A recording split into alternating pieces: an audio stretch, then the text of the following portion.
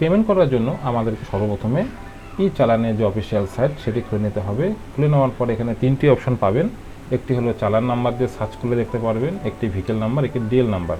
চালান নাম্বারটি উপরে লিখেছি, লেখার পরে ক্যাপচা লিখে যখন আমি সার্চ করলাম হয়তো ভুল লিখেছি, তো আমি আবার এখানে চালান নাম্বারটি লিখব।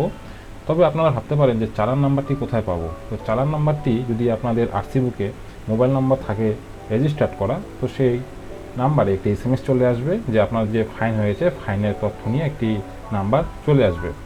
তো সেখানে আপনি চালান নাম্বার পেয়ে যাবেন। তো সেই চালান নাম্বারটি উপরে লিখে নিচে আসে যে ক্যাপচাটি, সেই ক্যাপচাটি এই ঘরে লিখে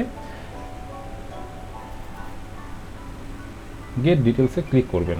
গেট ডিটেলসে ক্লিক করা মাত্রই দেখতে পারবেন নিচে যে নীল রঙের বর্ডারটি আছে, এখানে কিন্তু আপনার সমস্ত তথ্য শো করবে।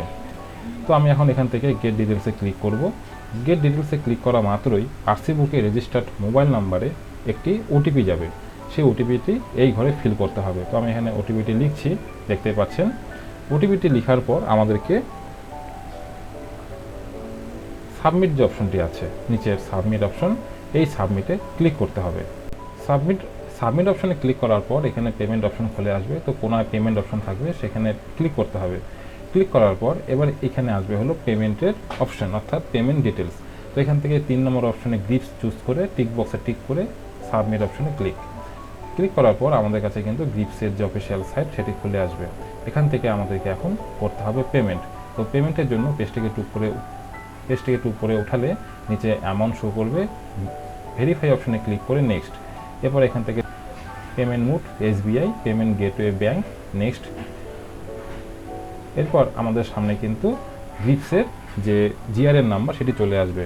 এই নাম্বার দুটিকে কিন্তু একটি জায়গায় তোমরা সেভ করে রাখবে, কারণ এই নাম্বার দুটি অনেক কাজে আসে। তো এবার আমরা পেজটিকে একটু উপর দিকে উঠাবো। এবার এখান থেকে আছে হলো পে নাও অপশন। তো এখানে ক্লিক করব। এখানে ক্লিক করার পর সরাসরি কিন্তু আমাদেরকে এবার পেমেন্টের যে গেটওয়েগুলো আছে সেখানে নিয়ে চলে আসবে। দেখতে পাচ্ছ এখানে পেমেন্ট ডিটেলস আছে। তো ডেবিট কার্ড আছে, ইন্টারনেট ব্যাঙ্কিং আছে, ইউপিআই আছে, ওয়ালেট, এনইএফটি এবং কি এসবিআই চালান।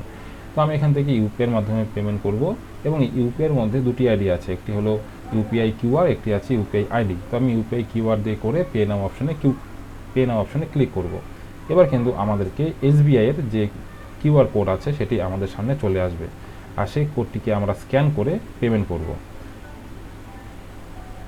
তো দেখতে পাচ্ছ আমার সামনে কিন্তু এসবিআইয়ের ইপের যে কিউআর কোড সেটি চলে এসেছে। নিচে টাইম চলছে, অর্থাৎ 4 মিনিটের মধ্যে আমাদেরকে পেমেন্টটি সম্পন্ন করতে হবে। তো আমি এখান থেকে অনলাইনের মাধ্যমে কিউআর কোড স্ক্যান করে পেমেন্ট করে দিচ্ছি।